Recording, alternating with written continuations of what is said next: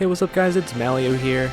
Today, I've got another task to show off to you guys while the any % task is still being worked on.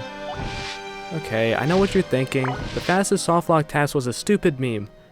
But I assure you that this task is a much more serious category. Sarcasm aside, the goal of this task is to complete the Pit of 100 Trials as fast as possible. Many people have already done pre-Hooktail Pit of 100 Trials runs because you can get to the pit through the 1000-year door room if you have paper mode. What sets this task aside from those inferior human runners is that this task will complete the pit without ever entering Chapter 1.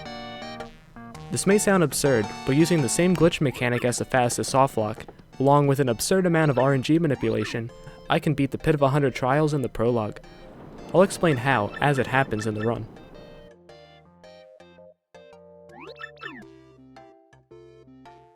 I'll take time right now to inform you guys of my progress with the new any % task that's currently in progress. I just finished Chapter 2 and I'm 4 minutes ahead. This is mostly thanks to Blooper Skip and Coop Skip, which together make up a little more than 3 minutes. The rest is thanks to better start point routing as a result of skipping the blooper fight. I did lose some time in Chapter 1's Schwunk Fortress Gold Fuzzy fight. The reasoning for this is actually kinda silly. In the last task, I manipulated the battle audience to give me an HP drain. But this time around, due to skipping the blooper fight, I actually don't have any audience members. Therefore, I have to take an extra turn to kill the Gold Fuzzy. Chapter 7 won't have any new time saves. I'll save a bit of time in Chapter 3 because rather than perform a multi-bounce, I have an extra fright mask due to a slight change in my item route. And let's not forget the new RTA viable palace skip method. Don't let the name mislead you, this is actually much faster than the previous version used in my 222-25 tasks. Not only will I no longer need a full inventory, I'll also be skipping 2 fights, along with cutting out some movement across the room. This method does require the Ultra Hammer though, so I'll lose a bit of time from having to perform Ultra Hammer early. Altogether, this task might be 6 minutes faster, amounting to a 2:16 or possibly 2:15 task. I'm not 100% sure yet. At this point in the run, we encounter Lord Crump and Goombella. You'll see why later, but Goombella is actually going to be an essential part of this task. And all this time we thought she was the most useless partner. Not anymore. If we look at the upcoming any % task, it turns out Koops is the most useless partner. I'll explain Coop Skip a little more now, since a lot of people have been asking me to explain, since I mentioned it in my last video. Using speed swaps, a glitch mechanic that allows me to store Mario's Z-axis speed, which is faster than his X-axis speed, I can use Mario to jump on both of the switches that unlock the pipe to Hooktail's castle, therefore eliminating the need of Koops there. Previously, we needed Koops to spawn our partner out of bounds, but with the new palace skip method, the Ultra Hammer takes his place. So, to skip Koops, we simply say no when he asks to join our party. It's funny to note that even if we skip Koops, the game forces him out when we encounter who is alleged to be Koops' dad in Hooktail's castle. Because he never joined our party though, he does not show up on the partner menu, only Goombella does. In doing so, you actually cannot switch back to Goombella. Even though Koops is out, the game only identifies that you have one partner, so it doesn't let you switch. Additionally, when we reach Chapter 2 and get Flurry, Koops disappears forever, which is the reason I made the oh-so-sad obituary video for Koops. Rest in peace, my boy. But you gotta make sacrifices to go fast. This initially saves 58 seconds, but time is lost later on after leaving Chapter 1, due to a glitchy cutscene. Koopy Koo, Koops' girlfriend, actually appears after Chapter 1 and yells at Koops for leaving her, even though he kinda never did in the first place. So that cost me 25 seconds. Additionally, I lose 5 seconds from having to hit the switch to flip the staircase in Hooktail's castle, rather than doing a Goombella buffer. Overall, Coop Skip saves 28 seconds, which is still a great time save if you ask me. So if you noticed, I closed Toadsworth's first text box a little slow there. This is because so far, this task has just been a copy of the inputs I used for my new any % task, simply so I don't have to re-task the beginning just for this task. The reason I wasted frames here was to manipulate Zest T's position. Technically, it's not actually wasting frames because Mario and Toadsworth don't talk until a cutscene in the background finishes. So Zest T is standing all the way up left in Central Rogueport. When Mario crushes her contact lens, she walks for a bit before yelling at Mario and running towards him. Essentially, by manipulating her to be far away from Mario before he steps on the contact, she'll walk towards Mario and land right in front of him when she starts yelling at Mario. This time reduction of her walking towards Mario can actually save a considerable amount of time. This time around, I saved 12 frames compared to the last TAS. Okay, that might not sound like a big deal, but from a TASing perspective where every frame matters, that's a pretty sizable time save right at the beginning of the run. But for this category though, it's pointless to talk to her since the contact lens can't be bought for a while. Then why did I explain all that RNG manipulation? Okay, I don't need your sass right now, gosh. Anywho, I go into the shop to buy 2 fright masks. One will be for the Goomba Trio fight coming up in a little bit, and the other will be for a fight in the Pit of 100 Trials. If you're aware of the difficulty of the pit, me only buying 1 fright mask for the pit might set off a red flag. Don't worry, it'll make sense soon enough. You might also be wondering, if we're going to the pit, how can we get to West Rogueport without getting Zesty's contact lens? That's where the hazard respawn glitch comes in, which will come into play in a few minutes. So Mario and Goombella head towards Frankly's house. Frankly is a professor that used to teach Goombella. They get reacquainted, and shortly after, Goombella and Mario show Frankly the map Mario got from Peach's letter. Frankly instantly realizes that this mystical map will be the key to saving Rogueport from impending doom.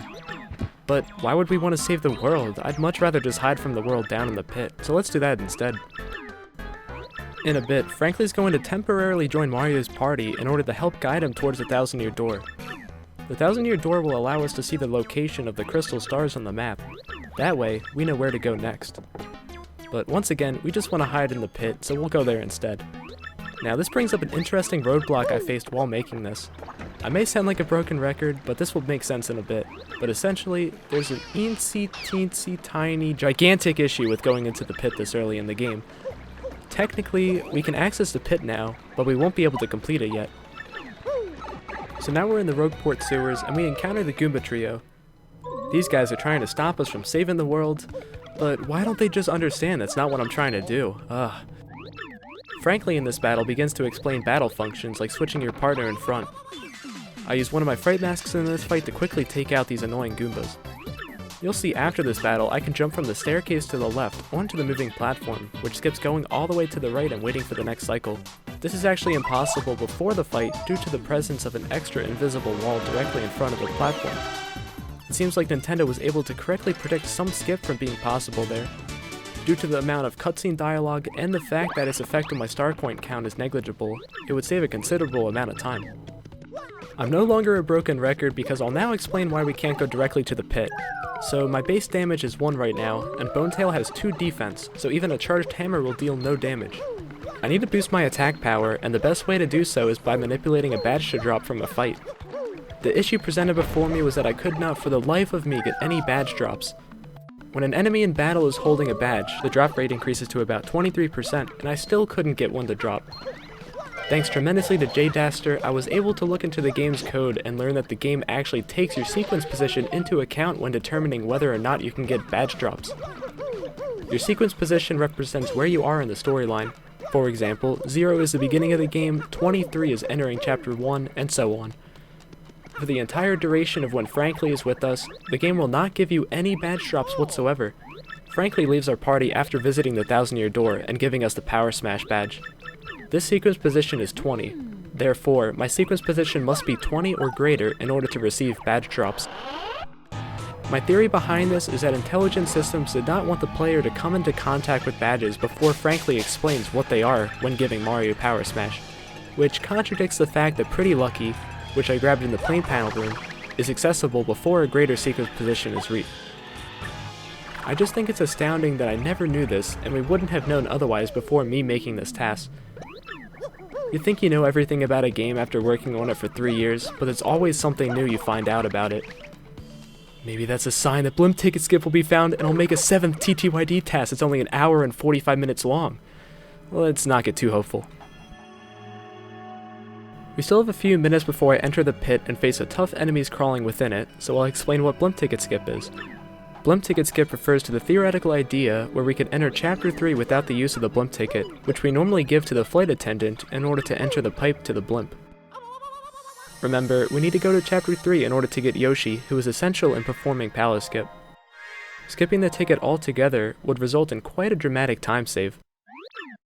Technically right now, we could leave Chapter 2 after getting Flurry and do Teleporter Room early, a glitch that allows us to sequence break straight to Chapter 7. The issue with that though is we cannot get the blimp ticket from Don Pianta unless we're in between Chapters 2 and 3. This is why we must currently finish all of Chapter 2. If blimp ticket skip were to be found, we could leave Chapter 2 right after getting Flurry, and complete Chapters 3 and 7 immediately after, skipping the entirety of the Great Tree.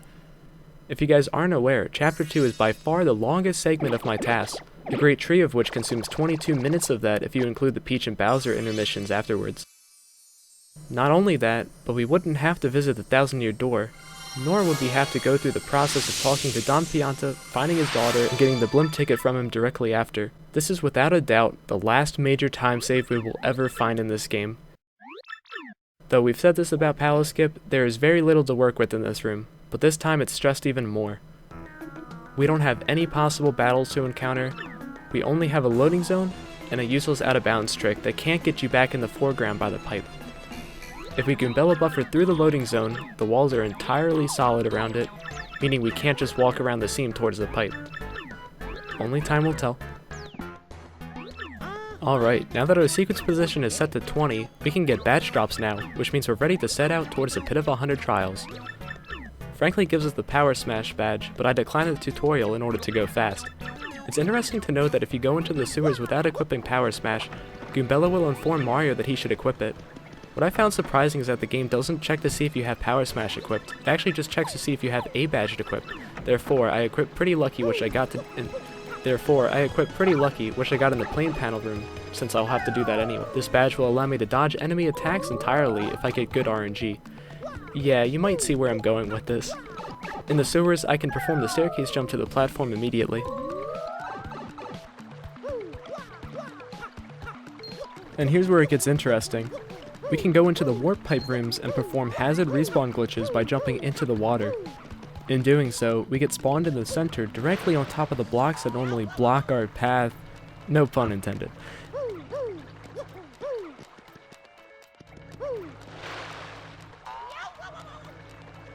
Afterwards, I can perform a Goombella buffer and meander around the seam of these back cages towards the pipe that's normally unreachable without Flurry. And with that, we've reached the Pit of 100 Trials. How will our hero traverse through the dank depths of the pit with nothing but a single fright mask? One word. Movers. A lot of movers. A mover is a puny that allows Mario to skip 1 floor, skip 2 floors for 10 coins, or skip 5 for 30 coins. They appear based off RNG, and by opening the partner menu to quickly advance RNG, I can manipulate movers on every floor. I've included a counter in this video because it's quite easy to lose track of what floor I'm on. It's funny to note that if you traverse through the pit with Frankly still following you, for the first few frames of each room loading, Frankly will incorrectly be standing on the ground rather than staying in the pipe. I'll leave you with the incredibly exciting RNG manipulation until floor 30, where we'll actually need to use our other fright mask.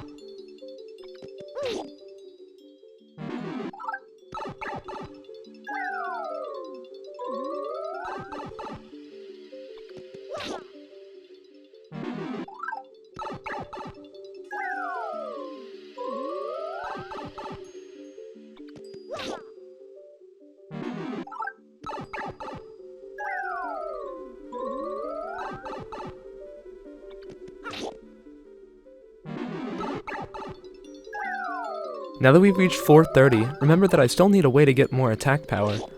Otherwise, I won't be able to deal damage to Bonetail. Dark Koopas roam the pit on 430, and they just so happen to occasionally hold the Mega Rush P badge. This badge, when equipped, allows Goombella's attack power to increase by 5 when she's in peril. Therefore, I take this Dark Koopa fight to get into peril as well as manipulate the badge to drop. This drop was the only thing stopping me from going through the pit in an earlier game state. I'll catch up with you guys a few floors down.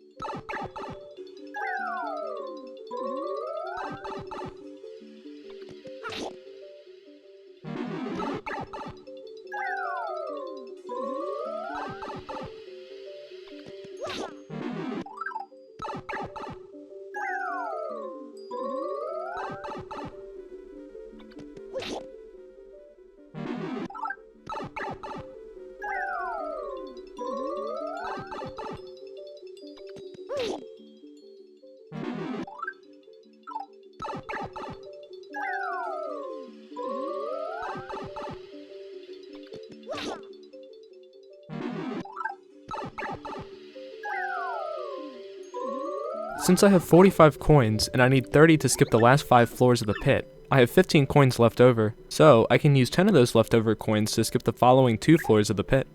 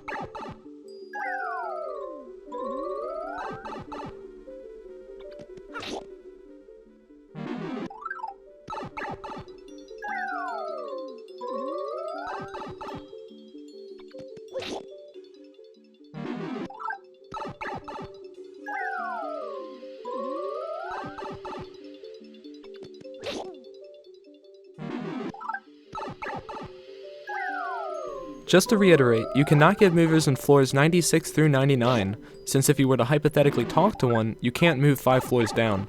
So on floor 95, I warp 5 floors down for 30 coins and hit straight the Bonetail.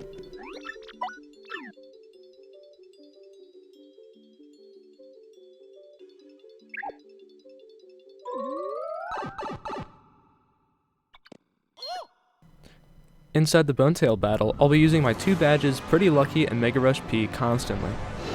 For some reason, in the Japanese version of the game, you cannot softlock any of Bonetail's attacks. Instead, I can just manipulate Pretty Lucky to activate so Mario dodges every attack. Meanwhile, Goombella can deal 8 damage per turn. Every turn, Bonetail has a chance of biting, stomping, or breathing fire on Mario. The first 2 attacks are okay if I dodge, but when Bonetail uses fire, Goombella cannot ever dodge. There's a separate Pretty Lucky badge for partners. Throughout this fight, I also had to make sure I didn't match the first 2 items in the bingo to the right. Otherwise, the bingo game would come up, which would be slow. Technically, Bonetail's bite attack is faster than his stomp attack, but in order to get that bite attack and activate Pretty Lucky, in most cases would lose more time than it saves due to the amount of RNG manipulation required for Pretty Lucky to work.